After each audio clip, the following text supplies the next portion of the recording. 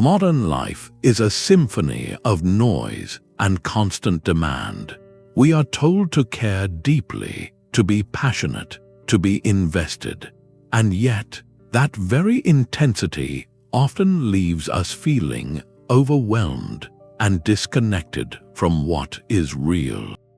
There is a common and costly misconception that to protect ourselves, we must become indifferent, to withdraw and feel nothing.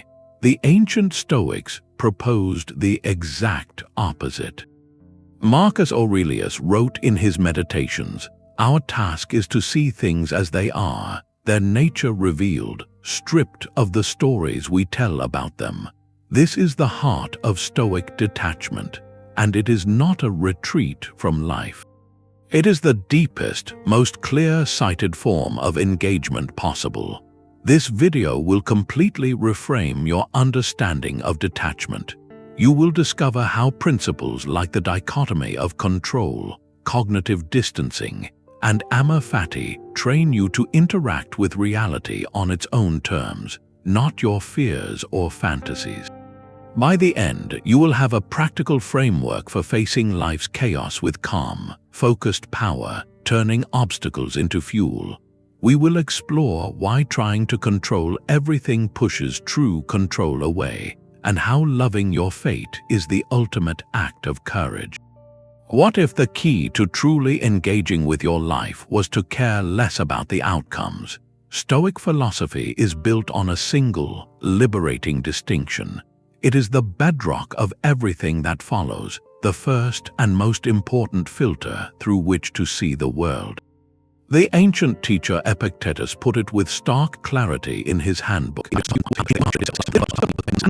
The company's budget, even your own initial disappointment, these are now in the category of what is not up to you.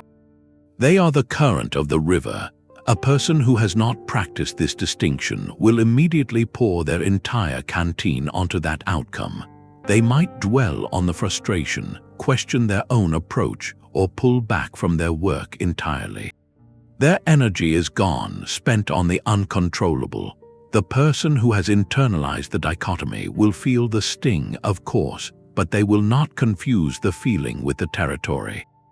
They will acknowledge the disappointment as a natural event, like a sudden rain shower, but they will not build a house there. Their energy remains focused on what is still theirs. The quality of their next project, the lessons learned from this one, their professional conduct moving forward. They are still engaged, deeply so, but their engagement is now clear-sighted and effective, not desperate and scattered. This is not passivity. It is the opposite. It is the focused application of power where power actually exists.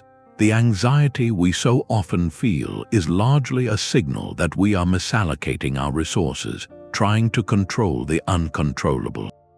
The moment you categorize a concern, you disarm it. You take it from a vague, haunting cloud and break it into components. This part, my preparation, is mine to handle. This part, the result, is not. The energy once consumed by the whole worry is now freed up to address the single piece you can actually influence. So pause for a moment. Bring to mind one current concern, something that has been taking up space in your thoughts. Now mentally divide it. What elements are truly within the sphere of your own judgments, choices, and actions? And what elements exist outside that sphere, in the realm of other people, chance events, or pure circumstance? Just this act of separation is the first, profound step of engaging with reality as it is, not as you fear or wish it to be. When you feel upset, are you reacting to the event itself or to your story about it? This is the critical pivot point the Stoics identified, the moment where our power truly resides. They called our initial, raw sense impression of something a fantasia. It is the flash of data that hits your senses. A car changes lanes closely in front of you. A colleague offers a brief, cool reply to your suggestion. Your phone buzzes with a message you did not expect.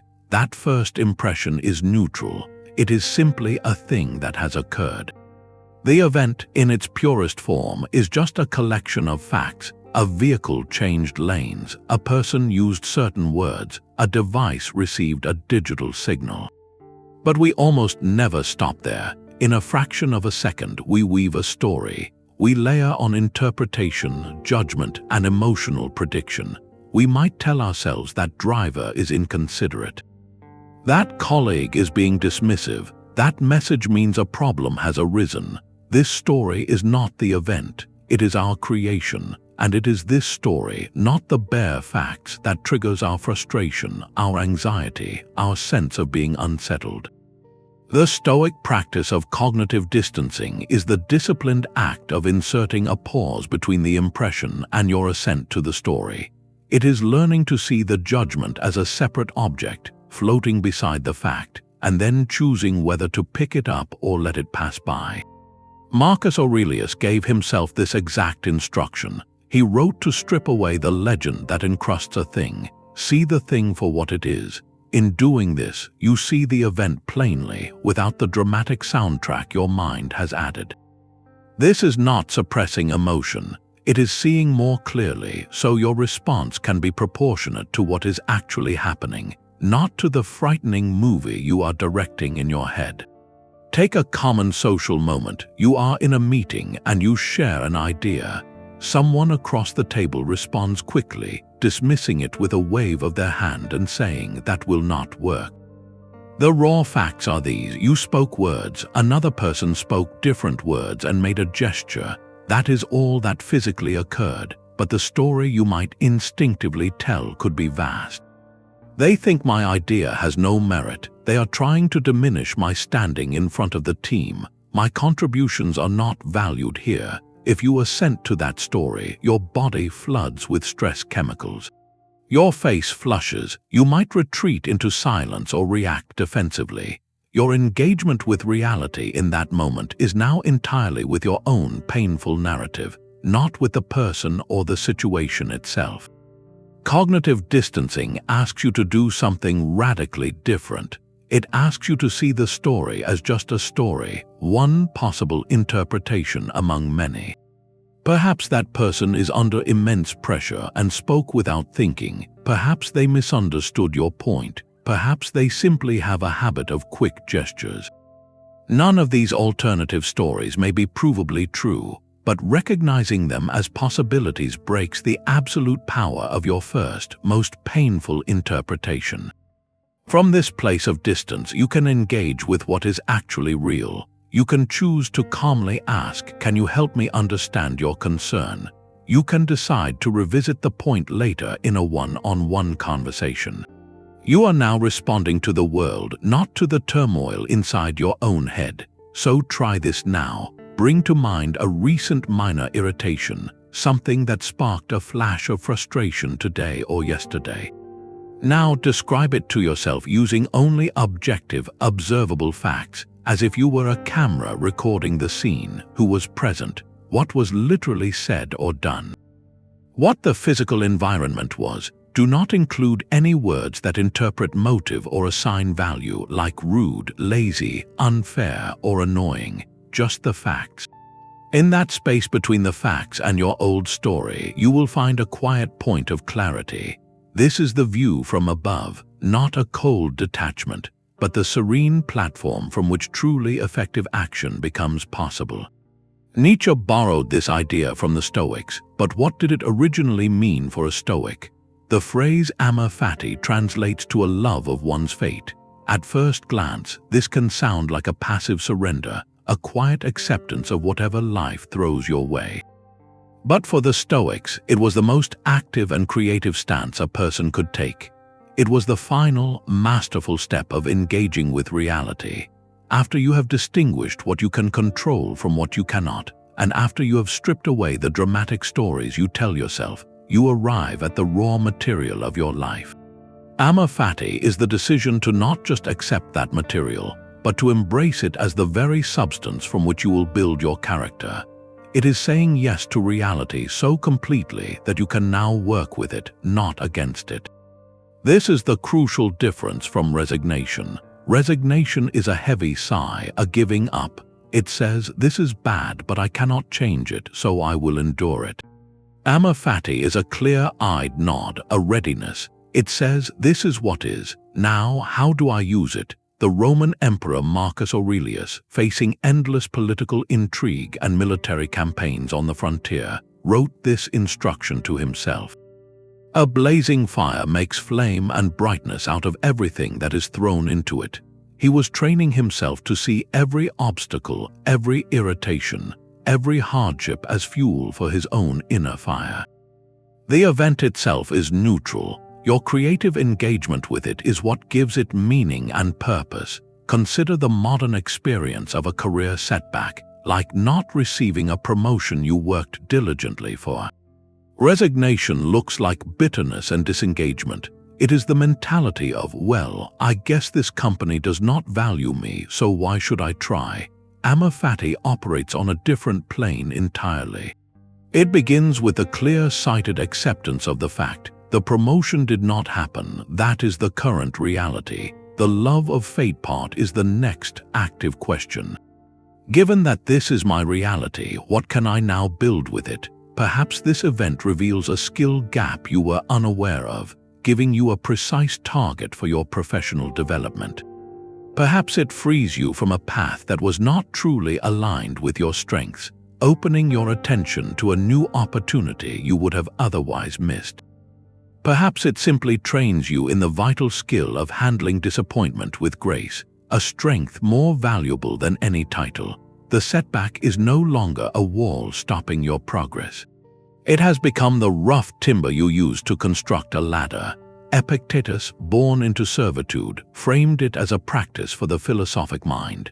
"Do not seek for events to happen as you wish," he advised, "but wish for events to happen as they do, and your life will go smoothly."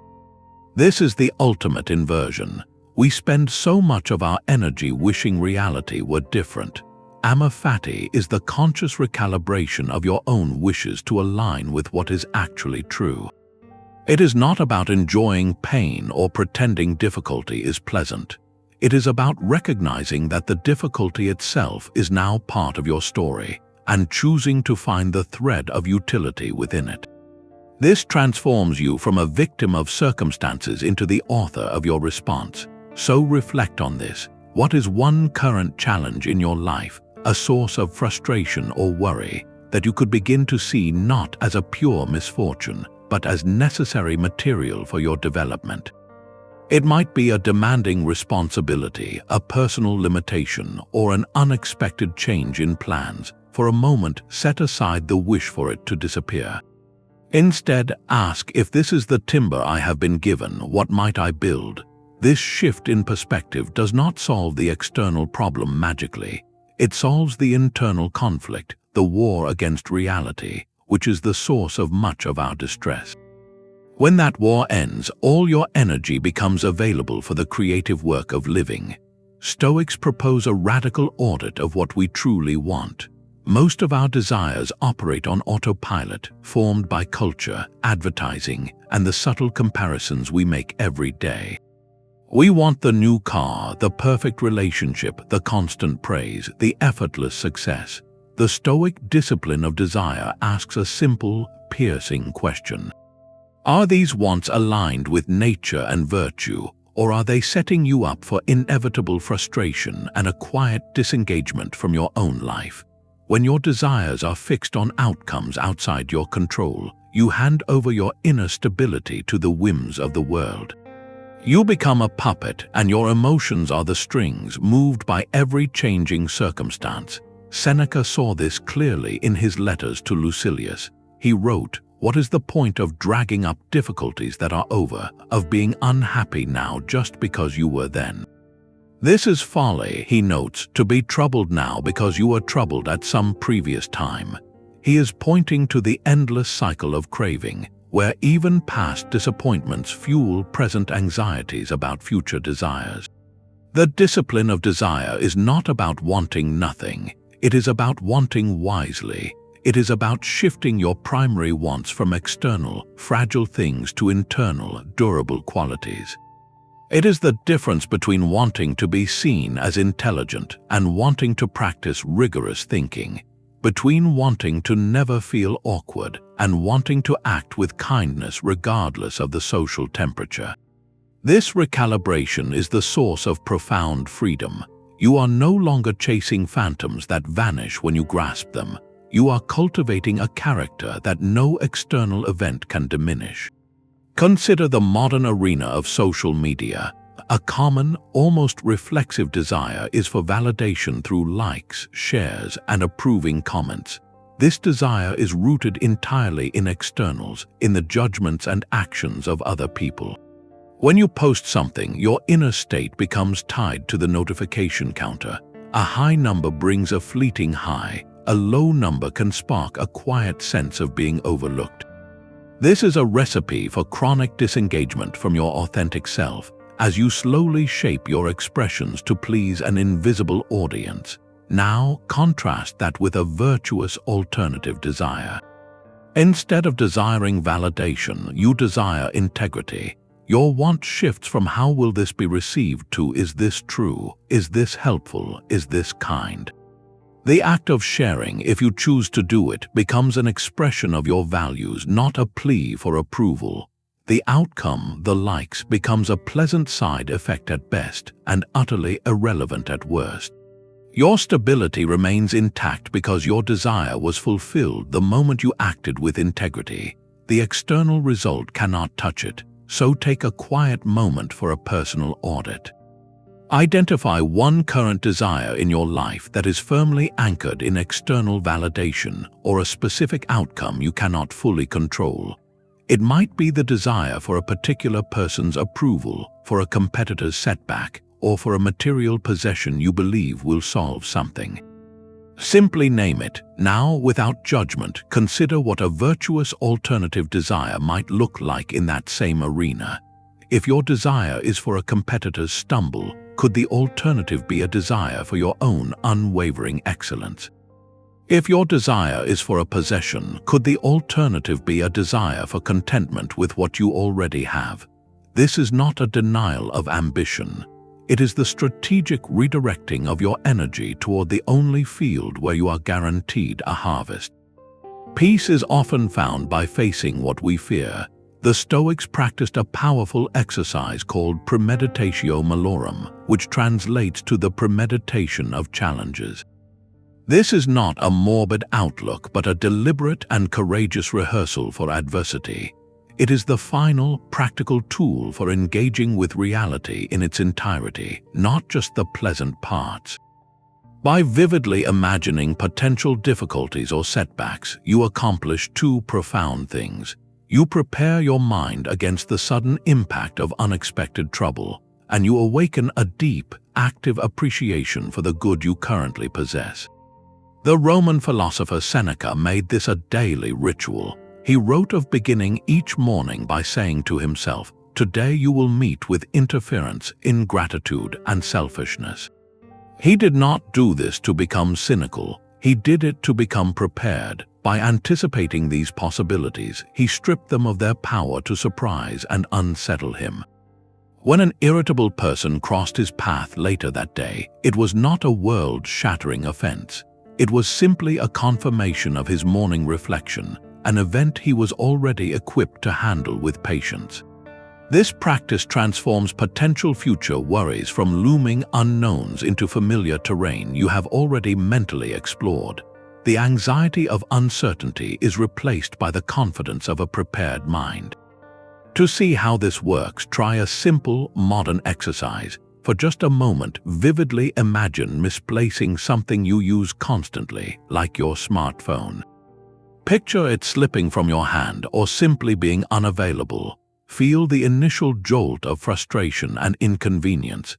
Think of the contacts, the notes, the convenience, all suddenly out of reach. Hold that feeling for a brief breath. Now let the scenario go and return to the present. Look at the device in your hand or on your desk. Notice how your perception of it has subtly shifted. It is no longer just a background tool you take for granted. For a moment, it has become a vivid presence, a functioning convenience whose absence you have genuinely considered. That feeling is not fear, it is gratitude forged by the conscious acknowledgement that things can change. This is the hidden gift of this practice. It does not create worry, it dissolves the passive taking for granted that blinds us to the value of our ordinary days. So take this idea into your own tomorrow. Before your day begins, spend a quiet moment in this kind of clear-eyed rehearsal. Do not choose a catastrophic fantasy, but a realistic, manageable difficulty that could arise. Perhaps it is a difficult conversation you need to have, a tight deadline you must meet, or a routine task that could go differently than planned. Visualize it happening. See the details, then, crucially, visualize yourself responding not with panic or anger, but with calm, reasoned action. See yourself taking a breath, accessing your principles, and moving through the challenge with focus. You are not wishing for this event. You are simply removing its capacity to disrupt your peace if it occurs. In doing this, you are not withdrawing from life. You are leaning into its full spectrum with eyes wide open, turning every potential stumble into a step you have already practiced. From the edge of the solar system, your entire world is a single pale blue dot suspended in a sunbeam. This is the essence of the Stoic view from above, a mental exercise not of escape but of profound reorientation. It is the practice of zooming out deliberately and imaginatively to see your life, your concerns, and your very existence within the vast theater of cosmic time and space. The purpose is not to make your life feel insignificant, but to drain the artificial significance from the petty anxieties that so often consume your focus. When you see your life from this altitude, the noisy dramas of the day shrink to their proper size. The traffic jam, the sharp word from a stranger, the minor professional slight, these become what they truly are, brief flickers in an immense story. Marcus Aurelius returned to this perspective constantly in his private writings. He reminded himself to frequently contemplate the whole of reality and the fleeting nature of individual affairs. Look at everything that exists, he suggested, and observe that it is already in a state of transition and change. His language is direct, but his aim is liberation. By acknowledging the temporary nature of all things, he was not cultivating gloom, but a fierce and urgent clarity about what deserved his limited time and energy. The colleague who irritates you, the possession you crave, the reputation you guard, all of it is passing. This realization does not lead to nihilism, it leads to prioritization. It asks, if this will not matter in a year or a decade or a century, why am I allowing it to dominate my present peace? The view from above cultivates a gentle humility. Your ego, with all its demands for recognition and its fears of embarrassment, is a tiny speck on a tiny speck. This is not a demotion, it is a relief. The pressure to be perfect, to be universally liked, to never stumble, evaporates in the face of cosmic scales.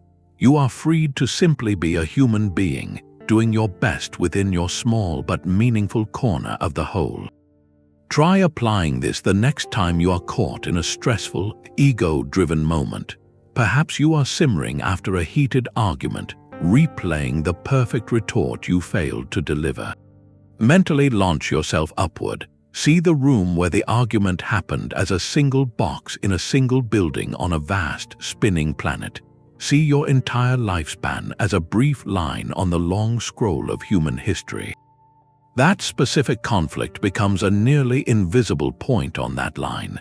This does not mean the issue was unimportant, but it recalibrates the emotional charge. From this calm, spacious vantage point, you can ask a better question.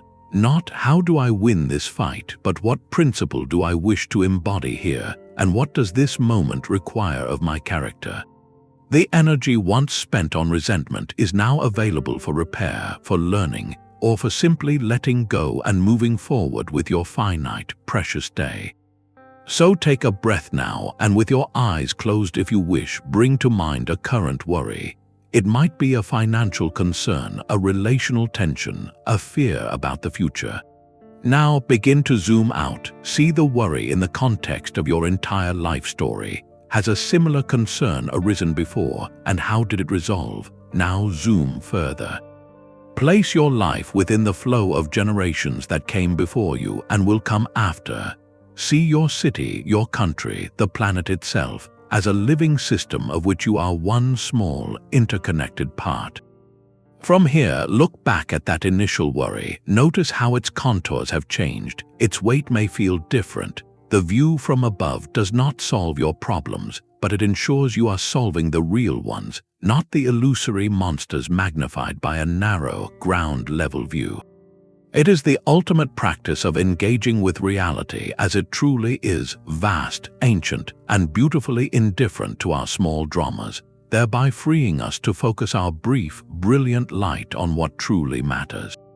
Stoics believe that much of our distress comes from mislabeling reality. We do not just see an event, we baptize it with a name that carries an entire emotional history. We call a delay an injustice, a difference of opinion a betrayal, a simple oversight a catastrophe. This habit of dramatic labeling is like pouring fuel on a small spark. The Stoic practice of objective representation is the disciplined act of calling things by their right names, using plain, accurate language that describes what happened, not the story we fear it tells. Marcus Aurelius instructed himself to strip away the legend that encrusts a thing. See it for what it is, he wrote, and name it without the added opinion. This is not an exercise in coldness or denial. It is an act of intellectual honesty that creates a space for a thoughtful response, rather than a heated reaction. Think of your mind as a courtroom. When an event occurs, you are the first witness, the prosecutor, and the judge all at once. Objective representation asks you to step back and first simply be a court reporter. Your only job is to record the facts of the testimony without editorializing. Did the witness say the defendant was angry, or did the witness say the defendant raised his voice and spoke quickly? The difference is everything. One is an interpretation, a label. The other is an observable fact. When you label your boss a monster, you have already tried and convicted them in your mind based on an interpretation. The emotional sentence is a life term for your peace. But when you describe the event as my boss gave critical feedback on my report, you have stated a fact. This fact can now be examined. Was the feedback accurate? Was it delivered respectfully? What can I learn from it? The emotional charge dissipates, and you are left engaging with reality, not with a story of your own creation. This precision disarms so much of our daily frustration. The driver who moves into your lane is not a menace to society. He is a person who changed lanes abruptly. The friend who forgets to call is not uncaring. She is a person who did not call today. These reframes are not excuses for poor behavior. They are tools for maintaining your own clarity, so you can decide on a course of action from a place of balance, not from a place of inflamed feeling.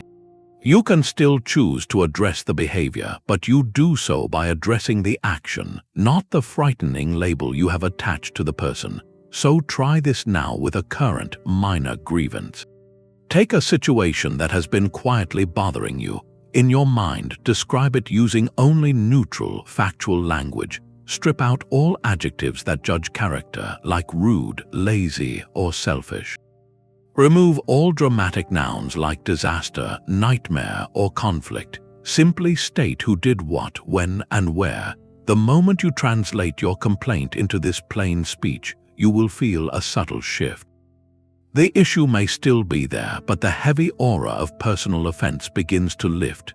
You are no longer a victim of a story. You are a person encountering a situation. And a situation, unlike a monster, is something you can actually handle.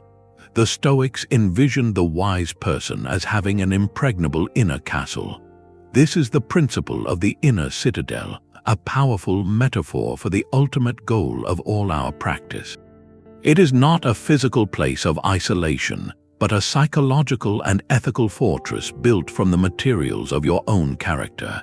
Its walls are constructed from the clear judgments of cognitive distancing. Its gates are guarded by the discipline of desire, and its foundation is the unshakable rock of the dichotomy of control.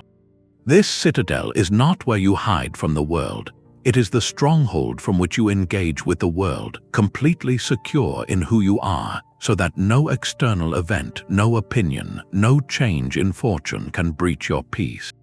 You can walk out into the marketplace of life, into its chaos and its beauty, knowing you always have a place of retreat within yourself, a sanctuary of reason and virtue that cannot be taken.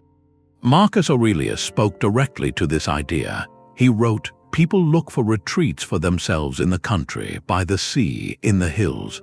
But this is altogether unphilosophical when you can at any time retreat into yourself. Nowhere can a person find a more peaceful and trouble-free retreat than in his own mind." He is describing the inner citadel in action. When the noise of the world becomes overwhelming, you do not need to physically flee. You have already built through daily practice a quiet room inside your own understanding. You step back into it, recenter on your principles, and then step forward again to meet the situation with clarity. Consider a charged family gathering where old tensions and unspoken thoughts hang in the air. Someone makes a pointed comment aimed in your direction. The immediate, untrained reaction might be to fire back a defense, to withdraw into silence, or to let the remark linger and color the entire evening. Each of these is a reaction from a place of feeling under pressure, but from within your inner citadel, the dynamic changes entirely. You hear the comment, you feel the initial sting, but you do not confuse that feeling with an emergency. You have the space within your own walls to pause. You can ask yourself what is actually being said here. Is this about me, or is it about the other person's own perspective? What response aligns with my values of patience and kindness, regardless of their tone? From that fortified position of self-possession, you might choose a response that eases tension, that reflects the comment back with curiosity, or simply that lets it pass without taking up residence in your mind. You are engaged, fully present, but you are not consumed. The challenge happens outside the walls. Your peace, your character, remains intact inside. This strength transforms how you operate in every arena. Facing public criticism, navigating a high-pressure work environment, or moving through personal disappointment, the process is the same. You are not a leaf blown by the wind of circumstance. You are the tree, rooted deep in your own soil, able to bend in the storm without breaking. The chaos of the external world continues, but it no longer dictates your internal weather. So reflect on this. Where in your life do you need to strengthen your inner citadel to engage more effectively with external demands? Is it in a complex relationship where you often feel your emotions are challenged? Is it in your professional life where setbacks test your confidence? Identify that frontier, then see every practice of clear judgment, every moment of choosing your response as another stone laid in that wall. You are not building a prison. You are constructing the headquarters from which you will live your one magnificent life on your own terms. Paradoxically, Stoic self-sufficiency is the foundation for genuine concern for others. This is the principle of Sympatheia, the profound Stoic understanding of the interconnectedness of all things. When you have built your inner citadel, when you are no longer desperately seeking validation or terrified of loss from the outside world, you achieve a remarkable freedom. You are free to look outward, not from a place of need, but from a place of strength. Your detachment from the petty dramas of the ego allows you to see the larger tapestry of which you are a single, essential thread. This vision naturally gives rise to a sense of duty, what the Stoics called oikeiosis, a recognition of what is properly your own to care for, and what is most properly your own once your personal stability is secured, is the well-being of the whole human community. Virtuous action for the common good becomes the obvious, rational next step. It is not a sentimental impulse, but a logical conclusion drawn from seeing reality clearly. If we are all part of one system, then causing difficulty for another is, in a very real sense, weakening a part of yourself. Helping another strengthens the entire organism to which you belong. Marcus Aurelius returned to this image constantly. He wrote, "Meditate often on the interconnectedness and mutual interdependence of all things in the universe. For in a way, all things are mutually woven together and therefore have a love for one another. For one thing follows after another according to their tension of movement, their sympathetic stirring, and the unity of all substance." He saw humanity not as a collection of isolated individuals competing for scraps, but as a single living being. The hand does not begrudge the foot for needing blood, and the eye does not hoard light from the ear. Each part performs its function for the health of the whole because its own life depends on it. From this vantage point, your personal success, your comfort, your reputation are not the final goals. They are resources to be stewarded well for the benefit of the larger body. This ancient insight finds urgent, modern expression in our relationship with the natural world. Environmental stewardship from this Stoic perspective is not merely a political stance or an emotional reaction to challenging news. It is a rational, dutiful response to the fact of interconnectedness. The air, the water, the climate systems are the literal substance of the shared body we all inhabit. To act with care, to support sustainable practices, to protect and restore, is not an act of charity toward an external environment. It is an act of hygiene and health for our collective home. Similarly, engagement in community service, when driven by this philosophical grounding, shifts in quality. It moves away from a performance of virtue for social credit or a fleeting emotional response. It becomes a sustained, clear-eyed commitment. You help at a local shelter not because it makes you feel like a good person in the moment, but because you recognize the people there as part of your wider circle, as limbs of the same body that currently need support. Your action is an application of reason to maintain the whole. So, bring this from the cosmic scale down to the ground of your day. The strength you have been cultivating through all these practices, your inner stability, is not meant to be hoarded. It is meant to be shared. Consider one small, deliberate action you can take today that benefits your wider circle. It does not need to be grand. It could be as simple as performing a task thoroughly at work, not for praise, but because a job well done supports your colleagues and the shared mission. It could be listening fully to someone without waiting for your turn to speak, offering them the gift of true attention. It could be choosing a sustainable option, not out of guilt, but from a reasoned commitment to the shared body of the planet. One small, rational, interconnected action. In that moment you will feel the truth. Detachment was never about isolation. It was the careful preparation of a clear, calm, and capable self so that you could finally engage with everything that matters without losing yourself in the process. How would you live today if you knew it was your last? This is the heart of the final Stoic principle, Memento Mori, the remembrance of our own journey. It is a practice that, when misunderstood, can seem dark or frightening.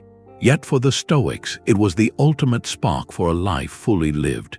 It is not about dwelling on the end, but about using the clear and certain fact of our limited time as a lens to bring everything else into sharp, urgent focus. This is the final, masterful application of detachment, for it detaches you from the trivial and the temporary, forcing a profound engagement with what is eternal within you, your character and your impact. Seneca, in his piercing essay on the shortness of life, wrote that the greatest waste of life is delay.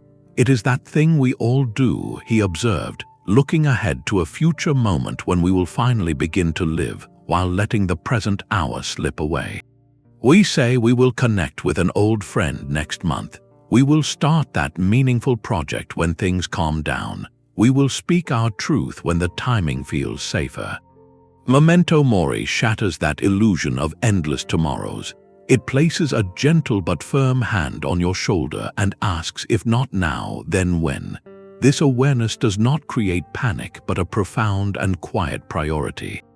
It is the ultimate antidote to procrastination because it reveals procrastination for what it truly is, a theft of your own irreplaceable time. Consider an ordinary evening. You feel tired from the day and you have a choice. You can reach for your phone and disappear into a stream of content, a passive consumption of other people's moments. Or you can choose to sit with your partner, your child, or even with your own thoughts and have a single, genuine conversation. The mindless scroll offers a numbing escape, a temporary feeling of connection to nothing in particular. The conversation requires presence, a bit of energy, a vulnerability. In the moment, the easier choice often wins, but viewed through the lens of Memento Mori, the calculation changes entirely. If this evening were one of your last, which choice would hold any meaning at all? The memory of a shared laugh, a moment of understanding, a story heard, these are the substances of a life. The memory of what you watched while alone on a couch simply vanishes. The practice asks you to make more of your choices as if they matter, because they do. This is not about living in a state of grim seriousness. It is about living with a vibrant intensity for what is real. It asks you to stop postponing your life. That difficult apology you need to make, the creative idea you have been nurturing, the simple act of telling someone you appreciate them. Memento Mori removes the imaginary barrier of a more convenient future. The most convenient future is now because it is the only one you are guaranteed to have. So, here is a reflective prompt to carry with you. If you fully embraced this mindful awareness, what is one trivial thing you would stop doing and one meaningful thing you would start? Do not just think about it. Take a quiet moment and write down 2 simple lines. I will stop wasting my energy on, and I will start investing my time in. This is not a bucket list for a distant someday. It is an adjustment to your compass for this very week. This remembrance, practiced not with fear but with clarity, ignites life. It is the final tool that ensures your deep engagement with reality is not just philosophical but urgently, beautifully alive. A reed bends in the wind, an oak may break.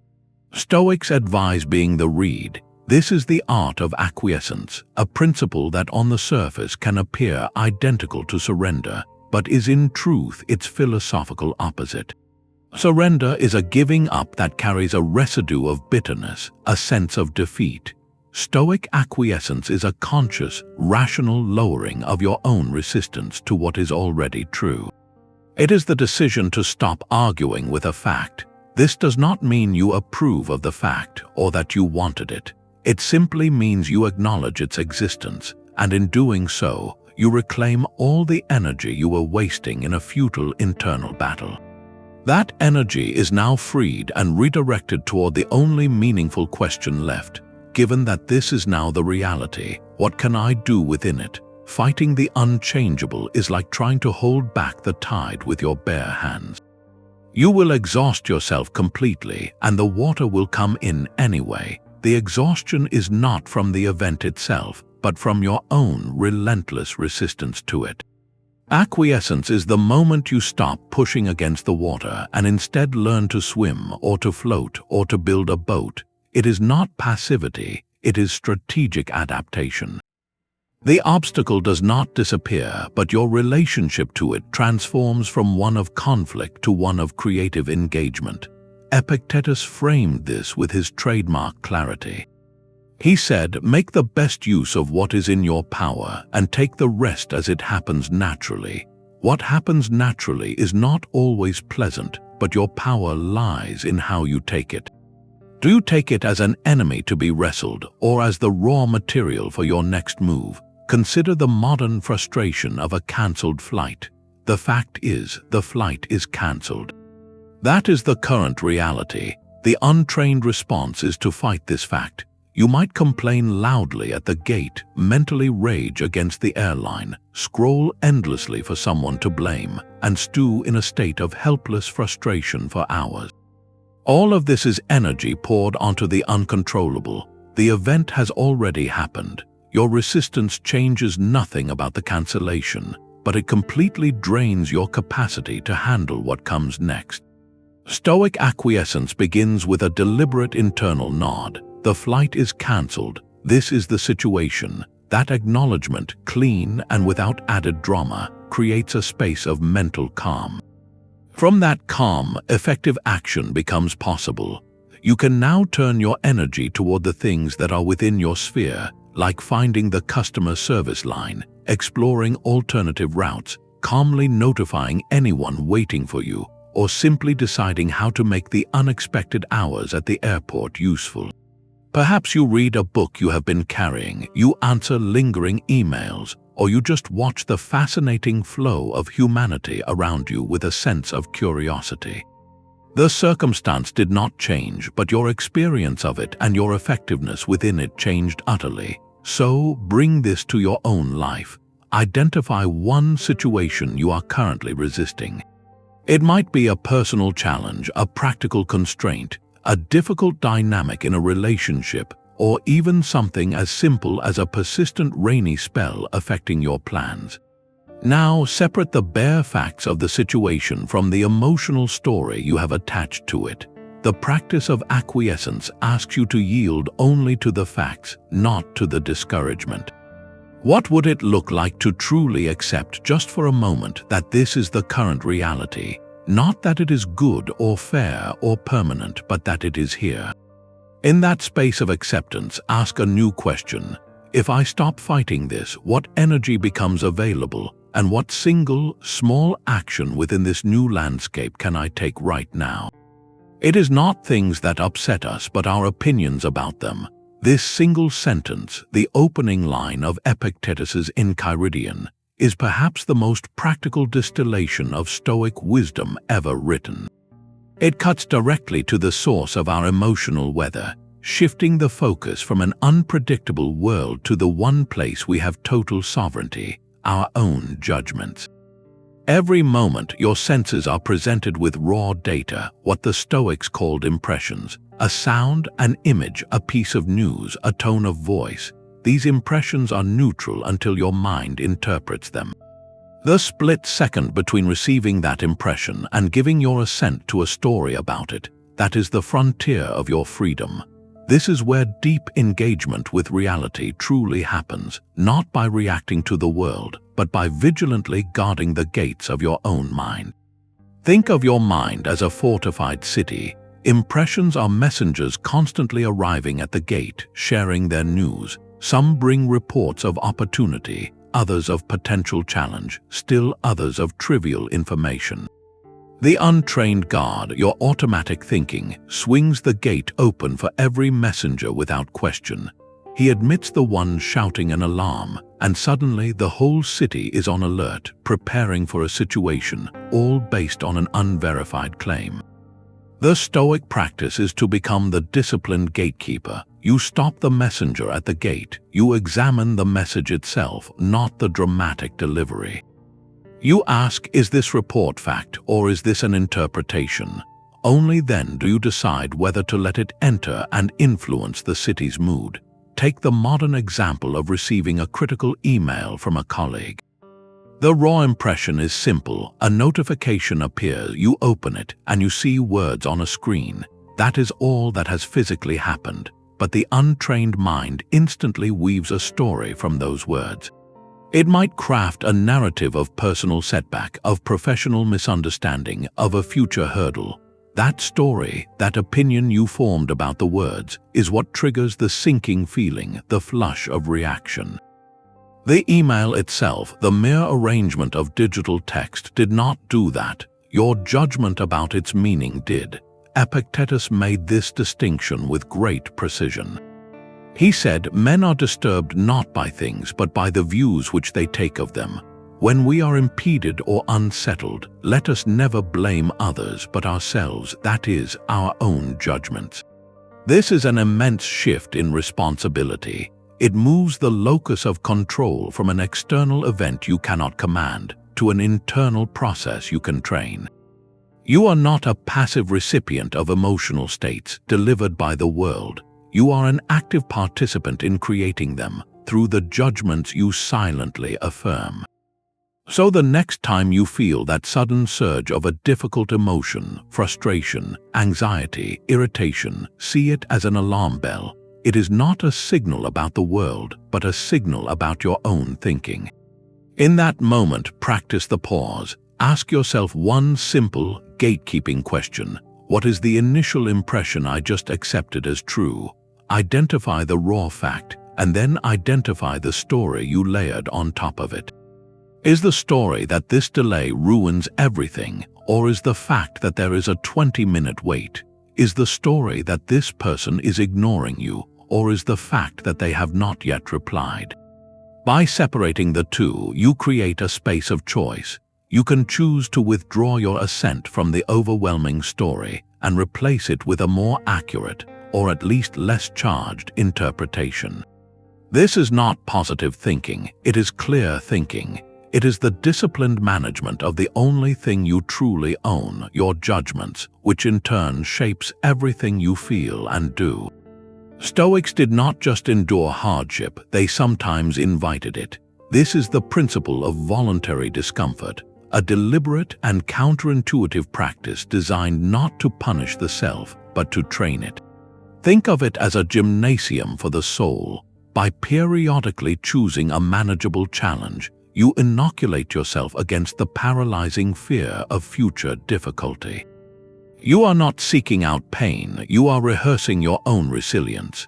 The goal is to detach from the dread of discomfort itself, so that when life inevitably presents its uninvited challenges, you meet them not with panic, but with the quiet confidence of someone who has already walked similar ground.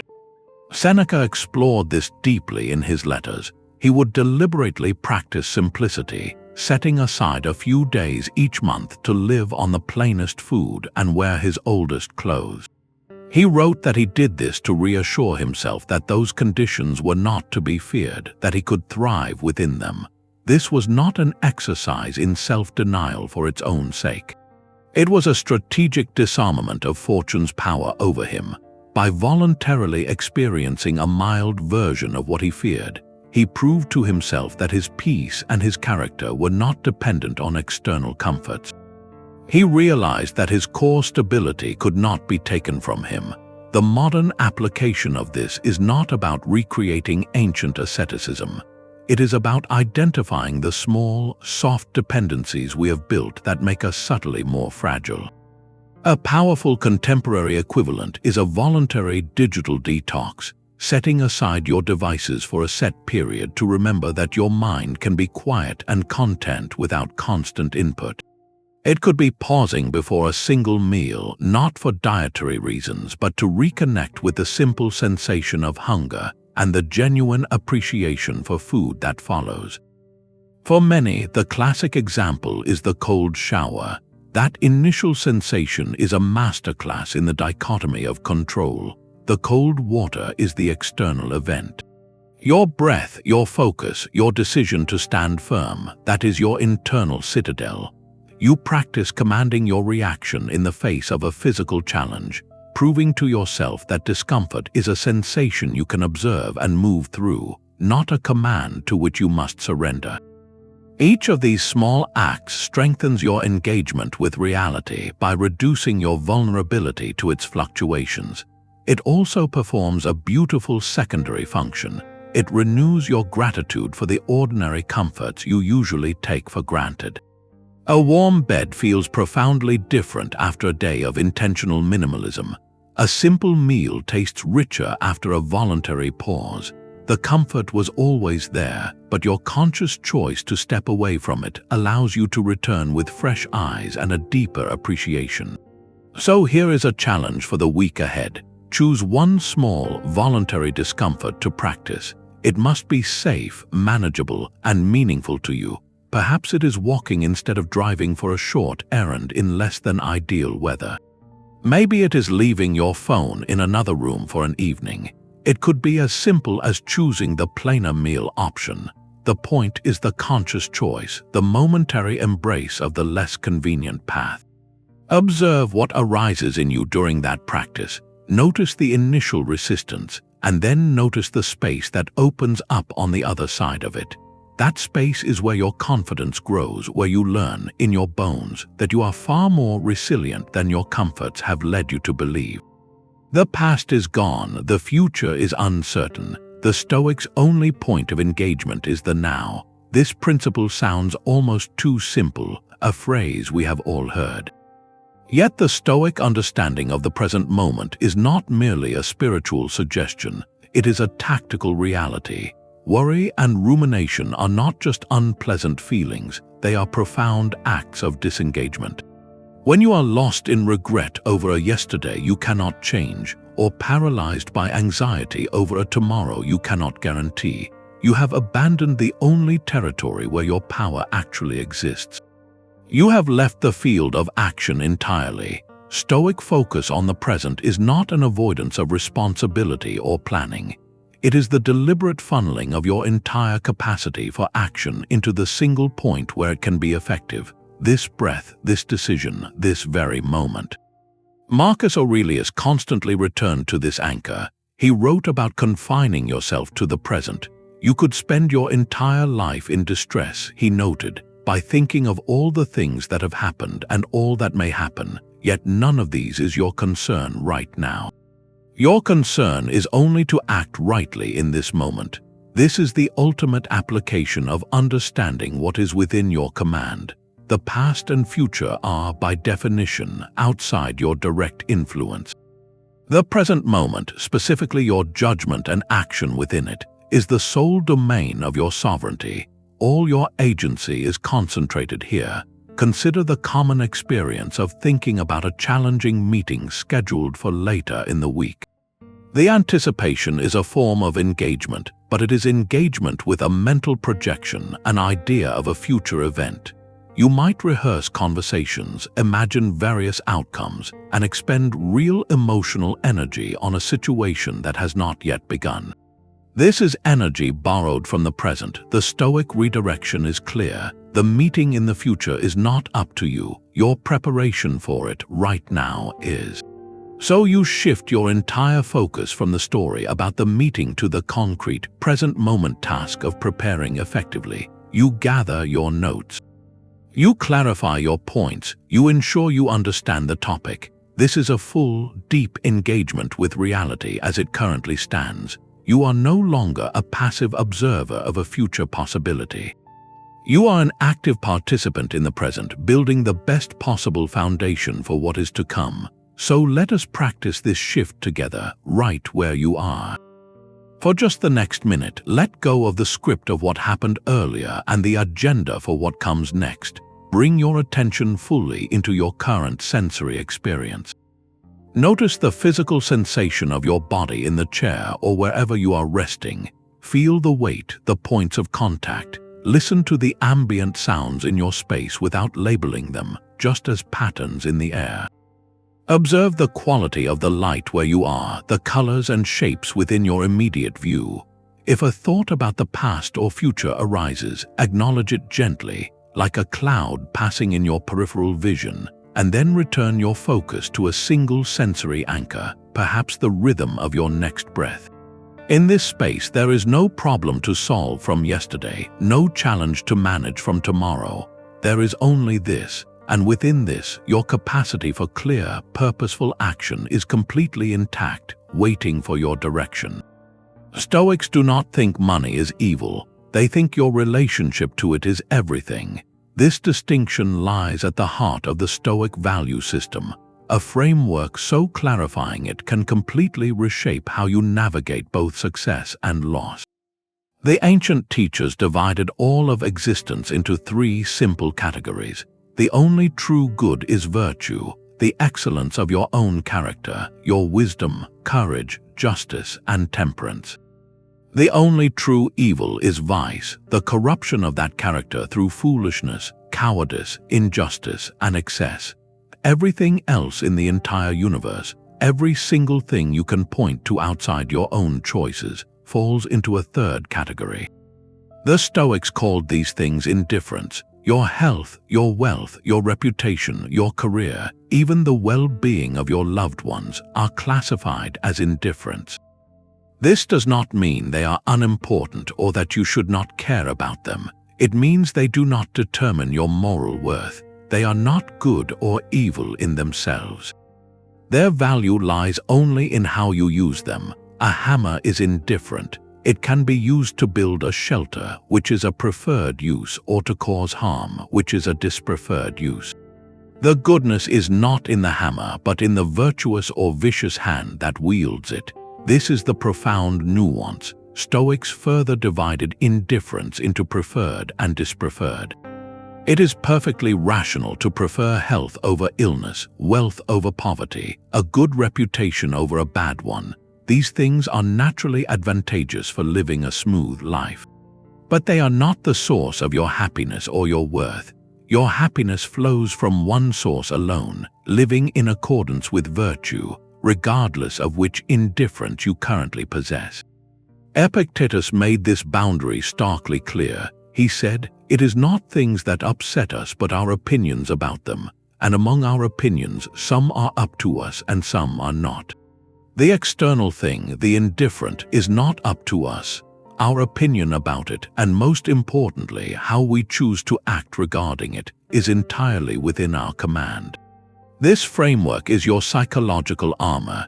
It prevents life's inevitable ups and downs from destabilizing your core. When you internalize that your value is not stored in your bank account or your social status, those things lose their power to define you. They become tools, circumstances, or weather conditions, not the compass of your soul. Consider two people who experience the same external event, a significant financial loss. The first person has tied their self-worth to their wealth. To them, losing money feels like losing a piece of their identity. They may fall into despair, believing they are now lesser, or they might become gripped by anxiety, scrambling in ways that compromise their integrity to regain what was lost. Their world is destabilized because they built their house on the sand of an indifferent. The second person, operating from this Stoic framework, feels the practical concern. They recognize this loss as a dispreferred indifferent, a real challenge to navigate, but their sense of self remains rooted in their character. They ask, given this new reality, how can I act with wisdom and courage? How can I adapt, reassess, and move forward with integrity? They may have less money, but they have lost none of their goodness. Their engagement with the problem is clear, pragmatic, and free from the added suffering of an identity crisis. So let us bring this to your own life. Take a moment for a brief personal audit. Identify 3 preferred indifferents in your world right now. They could be your physical fitness, your professional title, the stability of a particular relationship, or the comfort of your home. Name them now with gentle honesty. Reflect. Is your sense of peace and self-approval overly tied to the presence or stability of these things? If one were to change or fade, would you feel you, at your core, were diminished? This reflection is not about cultivating indifference to the world, but about placing your treasure where no thief can ever reach it. How did the Stoics ensure their philosophy was not just theory? They ended each day with a rigorous conversation with themselves. This practice, known as the evening review, was their daily audit of progress, a deep and honest engagement with their own character.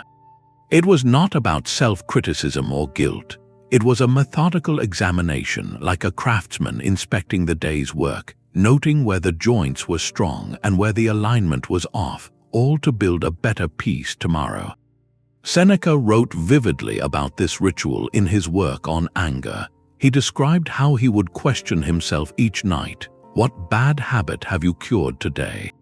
What fault have you resisted? In what way are you better? This was his way of holding himself accountable, of ensuring his philosophical principles were not merely elegant ideas discussed in daylight, but living truths applied in the heat of the moment. The process is straightforward but profound. As the day settles, you retreat into a quiet space, physically or mentally, and you review the events not as a passive observer, but as an active investigator of your own soul. You ask three core questions. First, what did I do well today? Where did I act with virtue, with patience, with courage, or with wisdom, even in a small way? This is crucial, for it reinforces your strengths and acknowledges progress, which fuels the will to continue. Second, and this requires gentle honesty, where did I let externals control me? When did my judgment falter? Did I become irritated by a delay, assigning it a meaning it did not have? Did I seek validation where I should have sought only to act rightly? Did I confuse a preferred indifferent for a true good? This is not about blame, but about pinpointing the exact moment where your practice slipped, so you can see the mechanism clearly. Third, based on this insight, what will I do differently tomorrow? This turns reflection into a plan for action. It is not a vague wish to be better, but a specific intention. If you saw that you reacted sharply when interrupted, your plan might be to take one full breath before responding to any request tomorrow. If you noticed you wasted energy worrying over an opinion you cannot control, your plan might be to mentally categorize that concern the moment it arises. This nightly review is the ultimate practice of self-sufficiency. You are not waiting for a manager's evaluation or a friend's feedback. You are becoming your own most insightful teacher. The goal is to fall asleep not with a mind churning over the day's dramas, but with a clear sense of understanding, having separated your own actions from the chaos of external events. You close the day by reclaiming your agency, so tonight before you rest, try this simple version. Commit to just one night of review. Focus your reflection on a single Stoic principle you have been considering, perhaps the dichotomy of control or the practice of objective labeling. Ask those three questions of yourself with kindness and precision. In that quiet conversation, you are not disengaging from the world.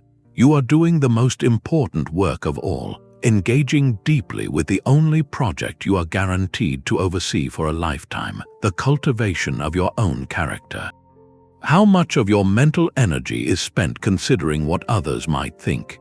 This quiet, constant background calculation is one of the most exhausting ways to step away from your own experience. You are pulled from the present moment, away from your own values, and into a speculative theater of other minds, performing for a jury that is often not even watching. Stoic philosophy offers a sharp and liberating distinction here.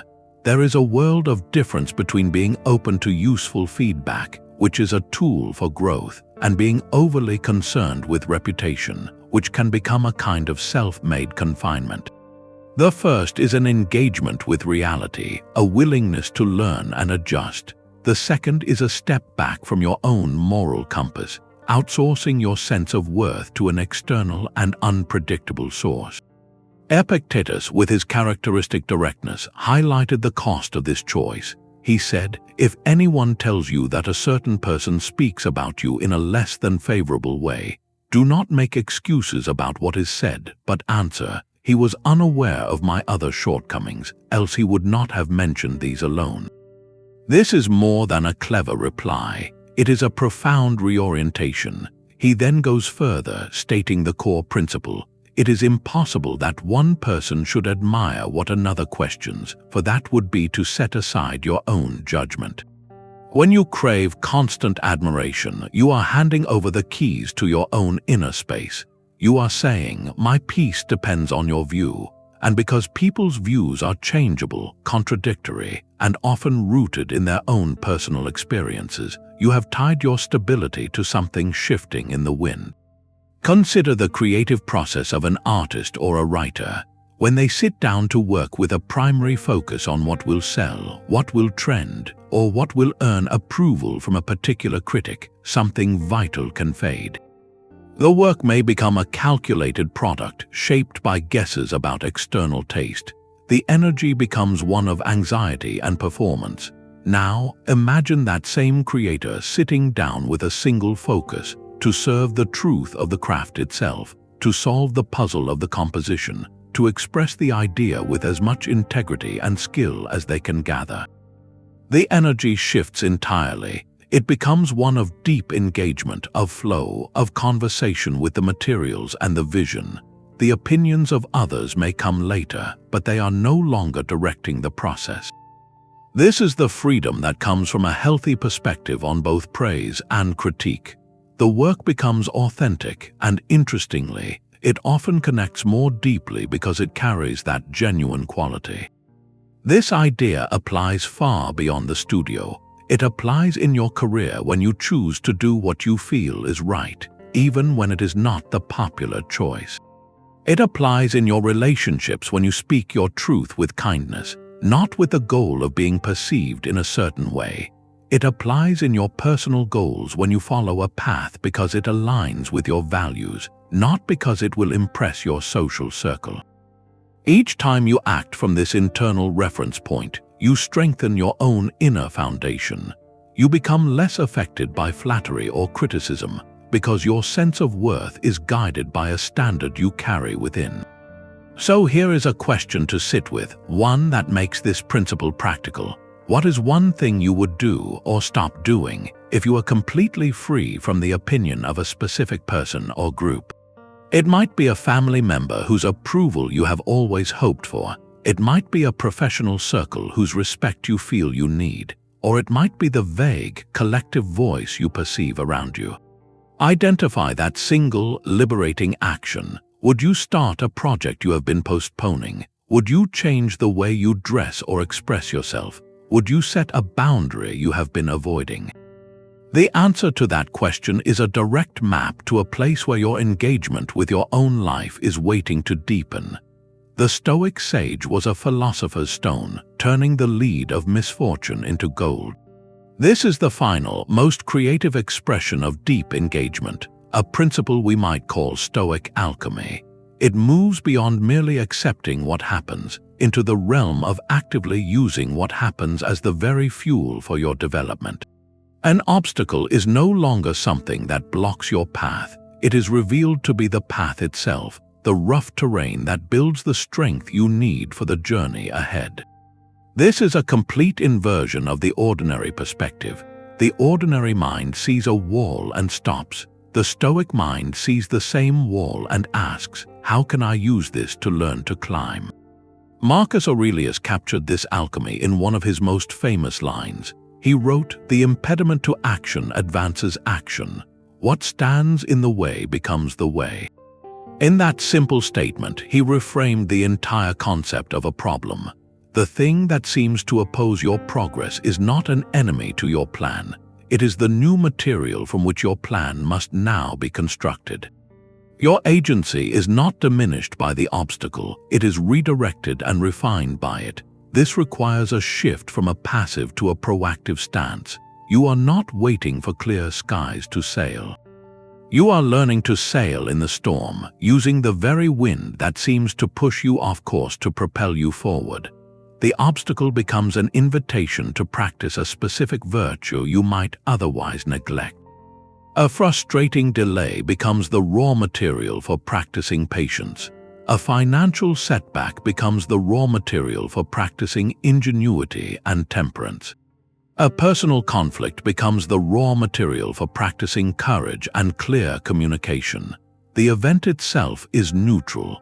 Your creative engagement with it is what performs the alchemy. History offers a powerful example in the life of Seneca. After years as a trusted advisor in Rome, he was suddenly sent to live on the island of Corsica, a place he described as rocky and isolated. This was a profound shift, a removal from his political life and his daily comforts. Yet, it was during this period that Seneca produced some of his most enduring philosophical letters and essays. He used the circumstance of isolation, the very situation meant to limit him, as the raw material for deep reflection and prolific writing. The quiet he experienced became the space where his ideas crystallized and his voice reached its greatest clarity. The impediment became the way. For a modern parallel, consider someone navigating a period of needed recovery. The circumstance involves physical limitation and required rest.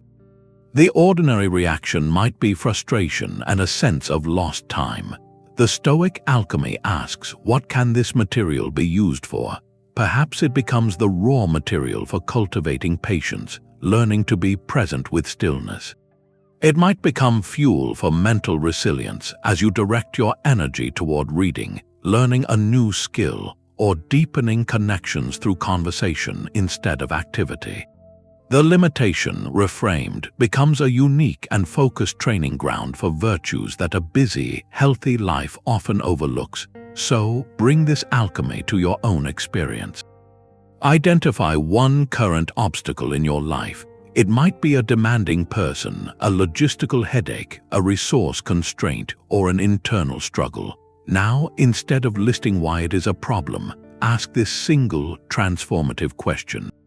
If this obstacle is my raw material, which specific virtue could it help me practice? Could this frustration be the fuel for patience? Could this uncertainty be the gym for courage? Could this limitation be the teacher of ingenuity? Your challenge is to brainstorm one concrete, small way you could use this very obstacle, today or this week, to intentionally exercise that muscle. In that act of creative redirection, you stop fighting the current and begin to sail with it, discovering that the way forward was hidden within the wall all along. Your life is a circle, and Stoicism teaches you to live entirely within its tiny, powerful core. This is the sphere of choice, the final and most practical refinement of the dichotomy of control. It is not about what you can influence, but what you can command absolutely. Within that innermost ring lies only your judgments, your intentions, and your efforts. Everything else, every other person, every outcome, every external event, exists in the vast outer rings of the circle. Anxiety is not a mysterious force. It is the feeling of your energy leaking outward, trying to press against those outer rings that will never yield to your personal will. True power and true peace comes from withdrawing that energy completely and pouring it into the core where your authority is total. Epictetus directed his students to this precise focus. He said, "Our chief task in life is this, to identify and separate matters so that I can say clearly to myself which are externals not under my control and which have to do with the choices I actually control. Where then do I look for good and evil? Not to uncontrollable externals, but within myself to the choices that are my own." This is the essence of engaged living, because engagement requires a point of contact, a place where your action meets the world. That point of contact is always and only your own choice in the present moment. You cannot engage with an outcome that has not happened. You can only engage with the action you are taking now. Consider two students preparing for a major examination. The first student spends their energy within the outer rings of the circle. They worry about the difficulty of the questions, the fairness of the grading, the performance of their peers, and the future implications of the final score. Their mind is a storm of scenarios they cannot command. Their study sessions are fractured by this anxiety, their focus scattered. They are attempting to control the uncontrollable, and in doing so, they lose command of the one thing they truly own, the quality of their preparation. The second student understands the sphere of choice. They draw a clear boundary. Inside their core, they place only their study schedule, the depth of their focus, their understanding of the material, and their effort to master it. The exam itself, the grade, the professor's opinion, these are placed firmly outside, acknowledged but not engaged with as objects of control. All of their power flows into the core. Their study is therefore calm, deep, and effective. They are not studying to control an outcome. They are studying because that is the virtuous choice available to them. The engagement is full and complete, and ironically, it creates the best possible conditions for a good result, without ever making that result the source of their stability. This is the subtle shift that changes everything. You stop asking, "How can I make this happen?" and start asking, "What can I choose to do within this situation?" The first question leads to frustration as you bump against the walls of the outer circle. The second question leads to agency as you discover the vast landscape of action within your inner circle. So take a moment for a practical exercise. Draw a simple circle on a piece of paper or just visualize one clearly. At the very center, label it "my sphere of choice." Now list what firmly, undeniably belongs inside it right now. Your list might include your next thought, your attitude toward a challenge, your decision to begin a task, your commitment to speak with kindness, your effort to understand a complex idea. Keep it to what is immediate and entirely yours. Outside the circle, in the larger ring, you can note the things you care about but cannot control, like a project's final approval, another person's mood, or the weather for your weekend plans. Simply seeing this visual separation is an act of reclaiming your power. Your energy has a home, a fortress of pure potential, and its walls are the boundaries of your own will. How would you behave if you were unmoved by both lottery wins and job losses? This is the level ground of Stoic equanimity, the cultivated inner landscape that remains steady whether the external weather brings sunshine or storm. It is not a flat, emotionless plane, but a stable foundation.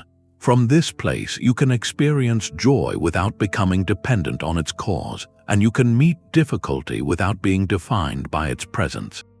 The goal is to prevent the dizzying highs that make the inevitable lows feel overwhelming, and to avoid the deep lows that make moving forward seem difficult. This stability is what allows for consistent, rational engagement with your life, day after day, regardless of what fortune delivers. Seneca described this ideal with elegant clarity. He wrote that the mind of the wise person is like the deep sea, which remains unaltered and calm, however the winds may rage upon its surface. Prosperity does not make him arrogant, nor does adversity cast him down. For he has always endeavored to depend upon himself, to derive all his joy from himself. Notice the active verbs endeavor and derive. This equanimity is not a passive state you stumble into. It is a position you deliberately build and maintain by sourcing your satisfaction from your own actions and character, not from the unpredictable gifts or challenges of the world. Consider the metaphor of a ship's captain. In a calm sea with a favorable wind, a poor captain might grow overconfident, neglect the charts, and become careless. When a sudden storm arrives, that same captain may panic, make erratic decisions, and put the entire voyage at risk. Their effectiveness is entirely at the mercy of the conditions. The skilled captain, however, maintains a steady presence at the helm in both scenarios. In calm seas, they use the opportunity to check systems, plot a precise course, and prepare for the unknown. In a storm, their calm is not an absence of awareness. It is the presence of trained focus.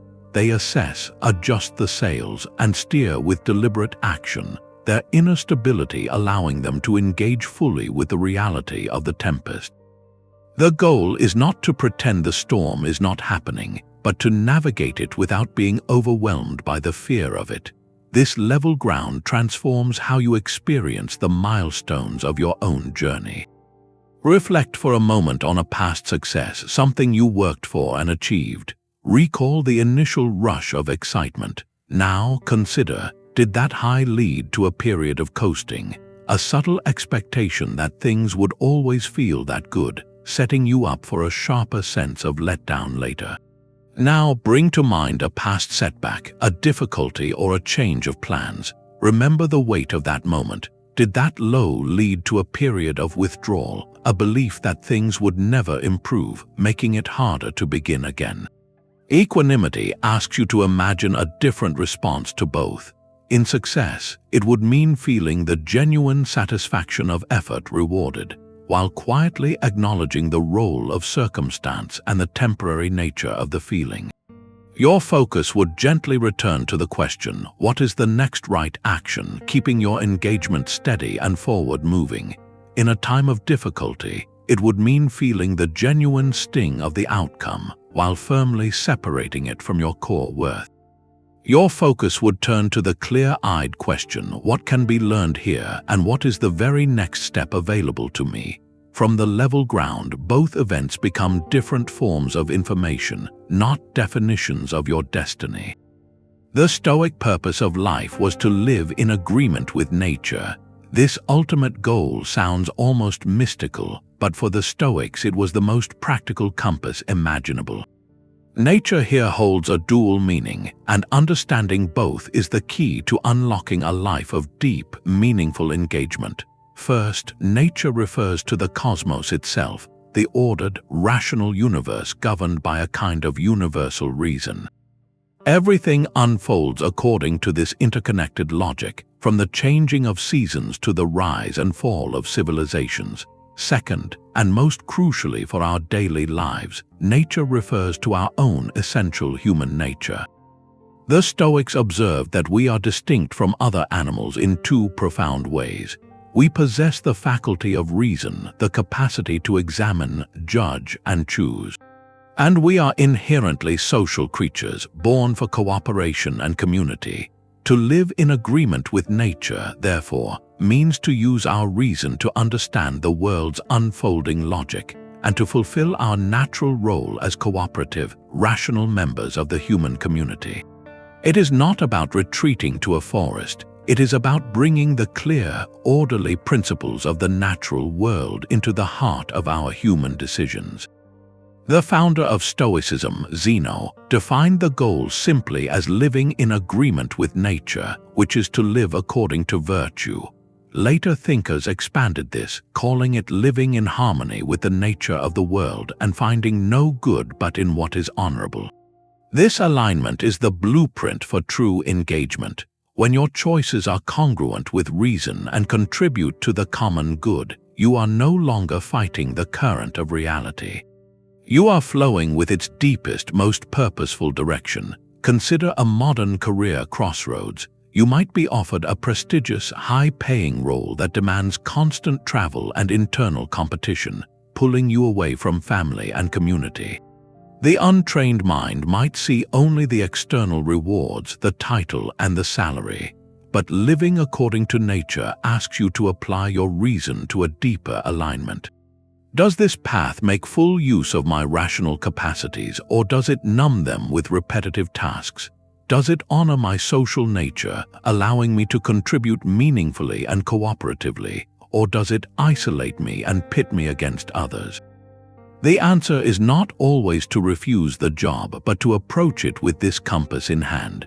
Perhaps you negotiate for a structure that allows for deeper focus or more collaborative projects. Perhaps you recognize the misalignment and choose a different path that offers less prestige but more congruence with your essential nature. The engagement is with the reality of who you are and what the world needs, not just with the glitter of external validation. This principle applies equally to lifestyle and relationship choices.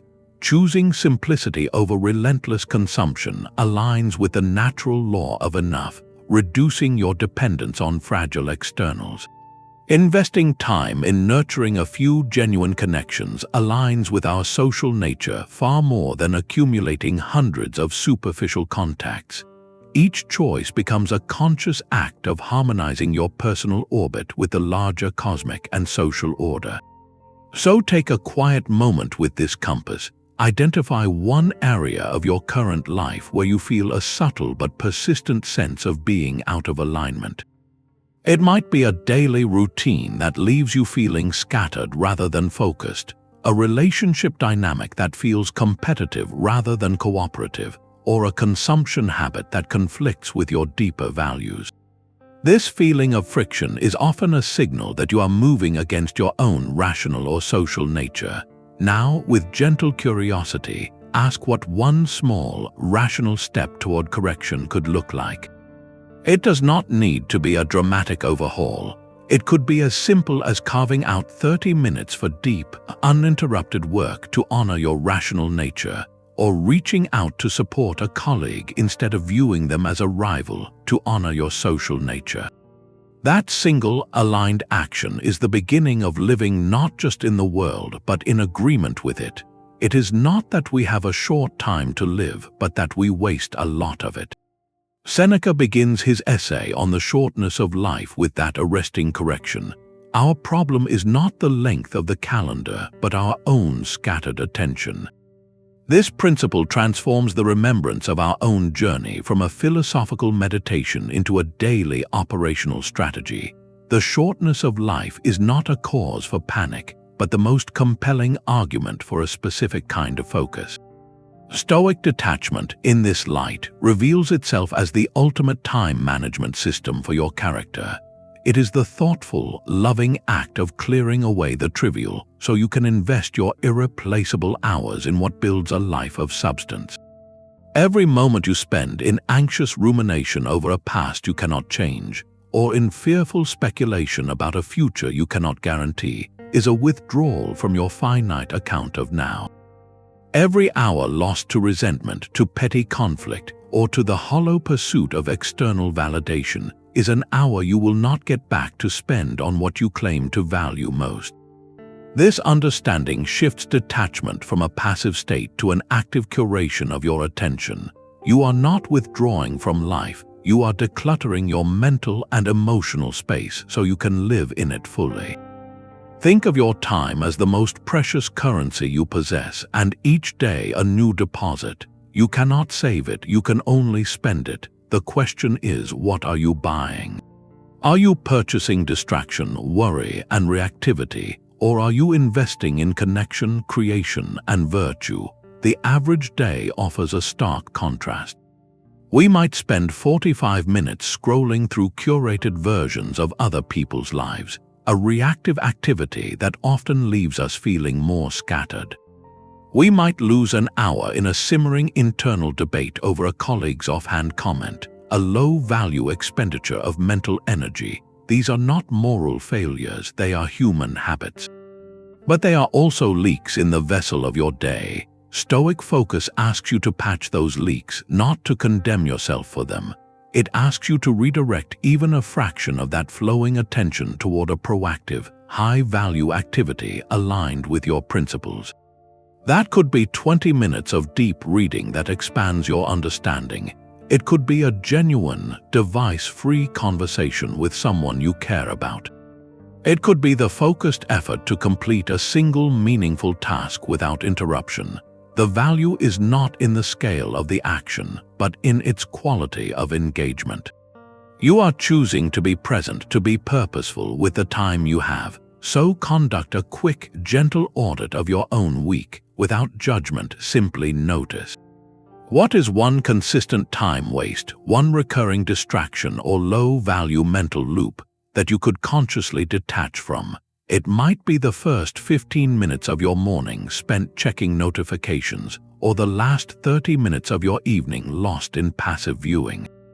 It does not need to be eliminated forever, just consciously set aside for a single, reclaimed hour this week. What high-value activity could fill that reclaimed space? Perhaps it is an hour for a creative project you have been postponing, an hour for a long walk in reflection, or an hour to finally write that letter of appreciation. This is the practical application of the principle. You are using the fact of life's brevity not to scare yourself, but to focus yourself. You are making your time count by choosing with clear eyes what is worthy of it. Stoics had a North Star for behavior, the figure of the sage, the perfectly wise and rational person. This ideal was not presented as a realistic human achievement, but as a constant point of orientation, like the true north on a compass. You may never reach the exact pole, but knowing its direction prevents you from wandering aimlessly or being blown completely off course by every emotional storm. Contemplating this hypothetical figure is a powerful exercise in cognitive distancing. It asks you to step outside of your own immediate, flawed reaction and view the situation from the vantage point of perfect wisdom. What would the sage see here that I am missing? How would the sage respond to this provocation or this temptation? This question creates a vital pause, a space between the impression and your ascent where you can choose a different path. Ancient texts frequently referenced this ideal as a standard. They spoke of the sage's nature as being unperturbed by externals, acting always with justice, courage, temperance, and wisdom. The sage feels the sting of an insult but recognizes it as merely sound and opinion, not a truth that demands a reaction. The sage desires health but does not confuse it with the highest good. This figure embodies the full integration of all the principles we have explored, living in flawless agreement with nature.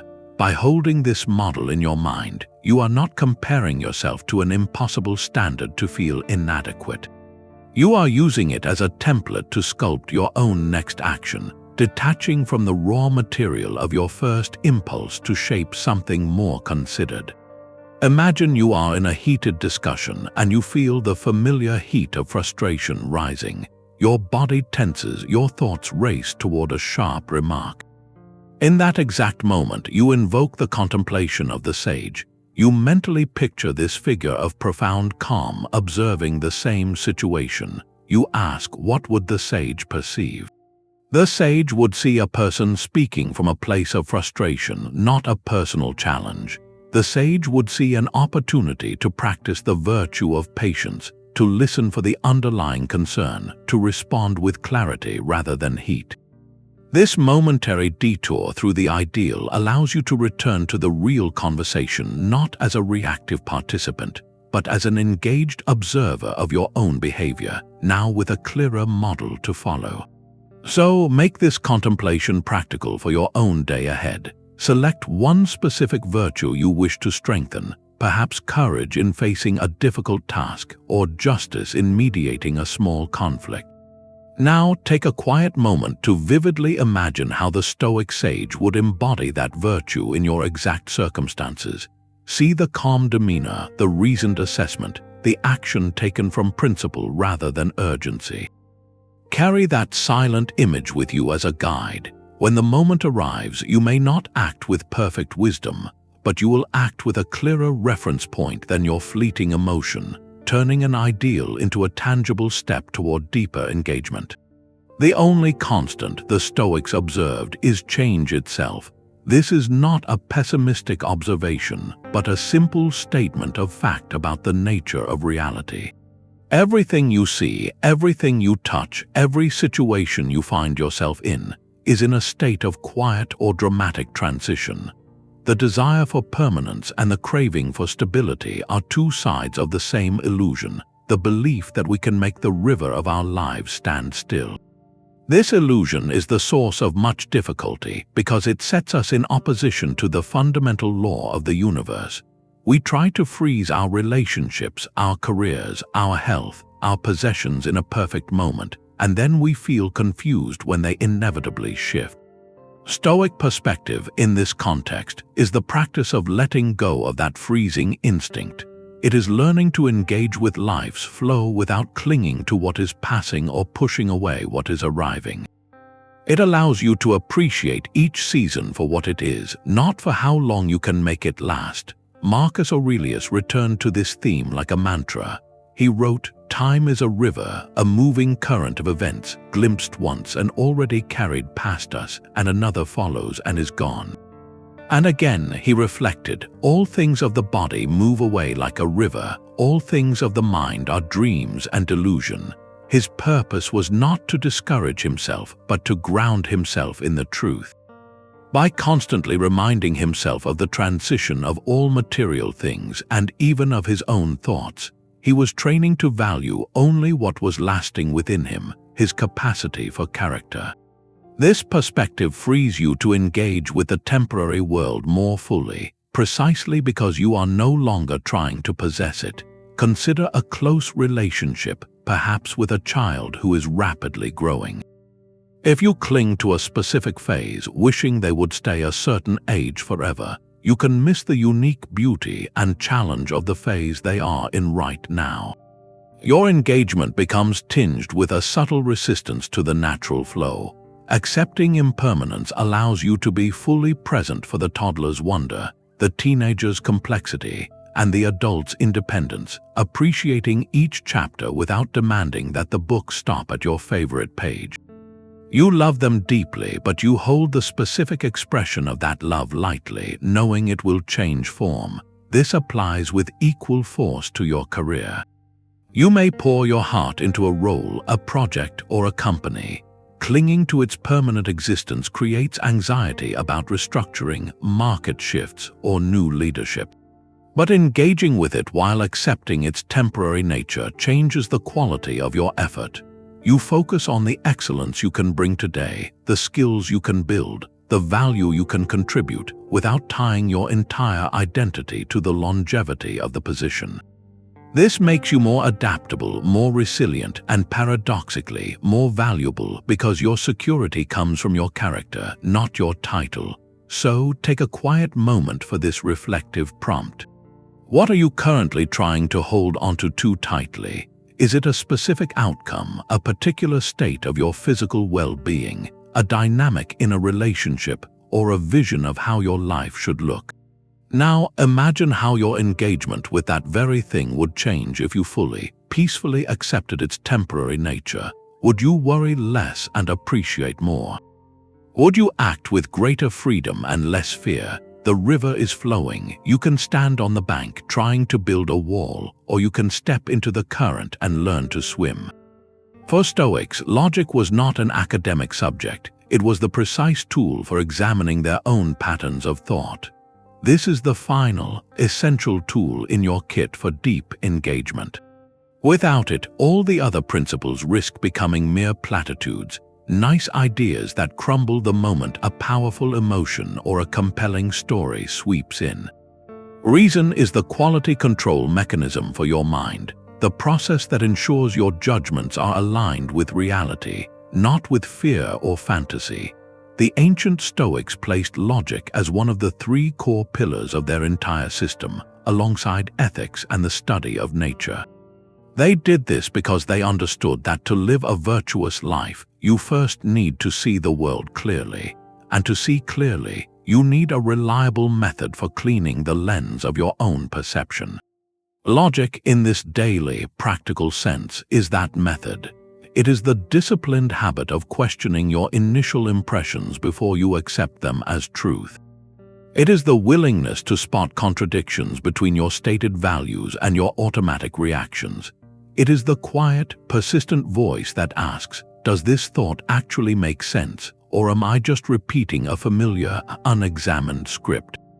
Consider how this works with a common, deeply held but irrational belief, the idea that I must be perfect to be worthy of respect or love. On its surface, this feels like a high standard, a drive for excellence. But when you apply the precise tool of Stoic logic, you begin to examine it. First, you look at the premise. What is the evidence that perfection is a requirement for basic human worth? Look at the natural world, at any community, at any family. Do you withhold all respect from every person who has ever made a mistake, including yourself? The evidence from reality overwhelmingly contradicts the premise. Next, you check for contradictions. You likely believe that others are worthy of kindness even when they are imperfect. The logic reveals a clear inconsistency. You apply one rule to everyone else and a far stricter, impossible rule to yourself. Finally, you trace the consequence. Holding this belief guarantees a life of anxiety and self-criticism because perfection is an ever-receding horizon. The logical conclusion is that this belief is not a tool for improvement, it is an obstacle to peace. By examining it, you are not arguing with a feeling, you are looking at the structure of a thought that creates the feeling. This clears the way for a more rational and far kinder belief to take its place. Perhaps that worth is inherent in the effort to grow, not in an impossible state of flawlessness. This application is not about winning debates, it is about winning back your own peace from the grip of unexamined assumptions. It turns logic from a cold abstraction into a warm, liberating act of self-care. So here is a simple, powerful practice for today. Choose to catch just one irrational thought as it passes through your mind. It might be a worry that spirals, a harsh self-judgment, or a quick assumption about someone else's intention.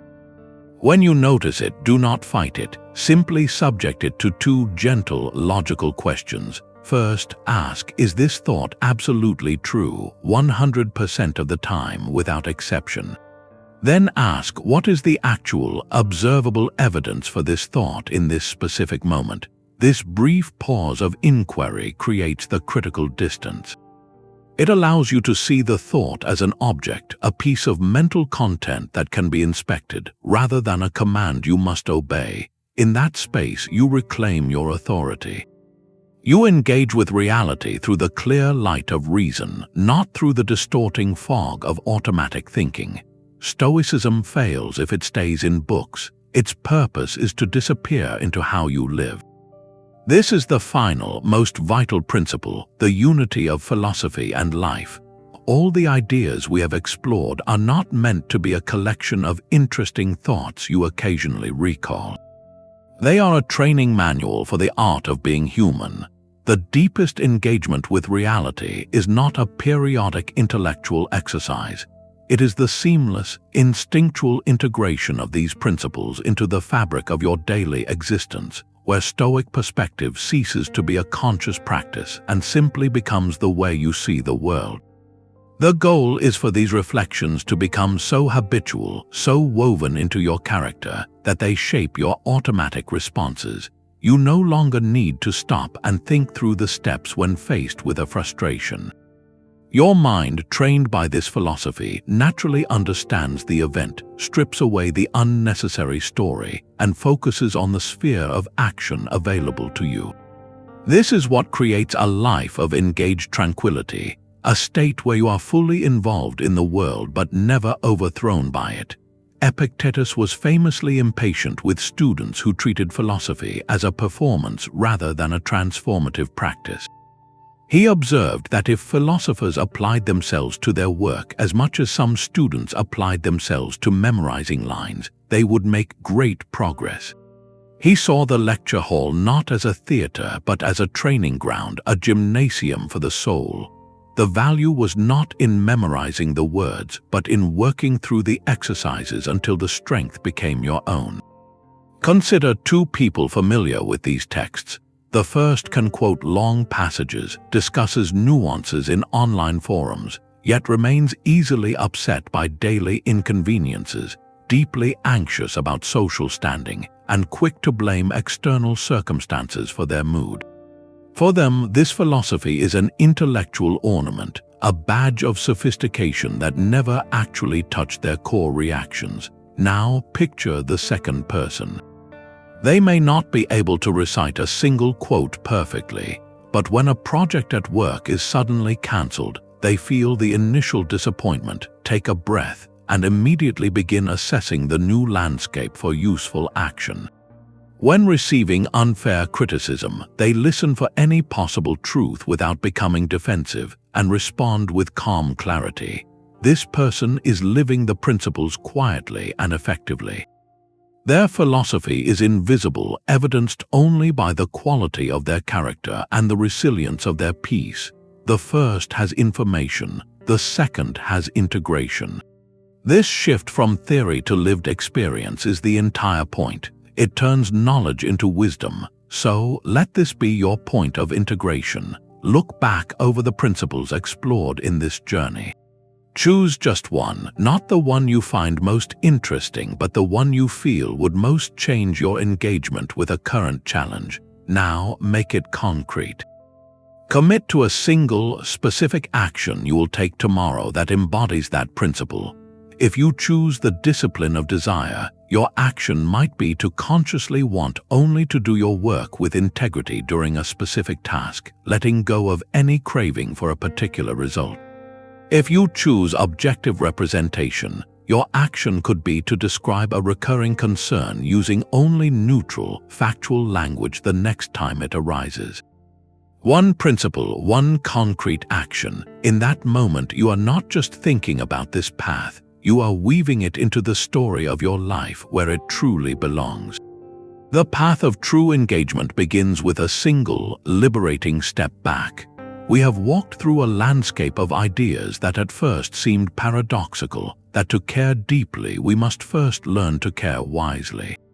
Stoic detachment is not a withdrawal from life, but the precise calibration of our attention, allowing us to engage with reality on its own terms, stripped of the frantic stories we tell ourselves. It is the clarity that comes from distinguishing the oars in your hands from the current of the river. It is the creative courage of loving your fate, using every piece of timber, rough or smooth, to build your character. It is the vibrant presence ignited by remembering that our time is beautifully, urgently finite. This is not a philosophy of passive endurance. It is a manual for active, clear-eyed participation. Marcus Aurelius offered a final, unifying thought that brings all these threads together. He wrote, "Accept the things to which fate binds you, and love the people with whom fate brings you together, but do so with all your heart." Here is the entire practice in one sentence: acceptance of what is deep love for those who share the journey, and the full commitment of your heart to both. This is living in harmony with nature, with the reality of your circumstances and the truth of your human connections.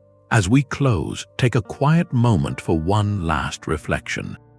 Look back over this journey. Which single insight, which one shift in perspective, resonated most deeply with you? Was it the mental freedom of separating what you can control from what you cannot? Was it the creative power of seeing an obstacle as the very path forward? Or perhaps it was the simple, grounding practice of calling things by their right names without the added drama? Now make it practical. How might that single insight change your approach to one current challenge you are facing this very week? Let that question be your point of integration, where philosophy disappears into life.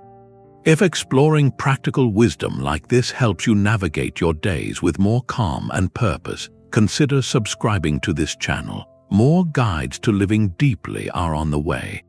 I would genuinely love to hear which principle you are taking with you, so feel free to share your thoughts in the comments below. Thank you for your time and attention. Go gently but go forward, and carry this lens of engaged detachment into everything you do.